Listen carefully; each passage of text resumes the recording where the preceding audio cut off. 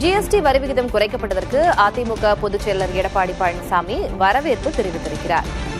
பிரதமர் நரேந்திர மோடி, மத்திய அமைச்சர் நிர்மலா சீதாராமன் ஆகியோருக்கு பாராட்டுகள் என்று பழனிசாமி தெரிவித்திருக்கிறார். ஜிஎஸ்டி வரி விகிதம் நேற்று குறைக்கப்பட்டிருந்தது. தற்போது அது தொடர்பான செய்திகளைத்தான் நாம் தொடர்ந்து பார்த்து வருகிறோம். எந்தெந்த பொருளுக்கு எவ்வளவு வரி குறைகிறது என்று இது தொடர்பாக பாராட்டு தெரிவித்திருக்கிறார் எதிர்க்கட்சித் தலைவர் எடப்பாடி பழனிசாமி. பிரதமருக்கும் மத்திய நிதியமைச்சருக்கும் தனது பாராட்டுகள் என்று அவர் பதிவிட்டிருக்கிறார். ஜிஎஸ்டி வரி விகிதம் குறைக்கப்பட்டதற்கு அதிமுக பொதுச் செயலர் பழனிசாமி வரவேற்பு தெரிவித்திருக்கிறார்.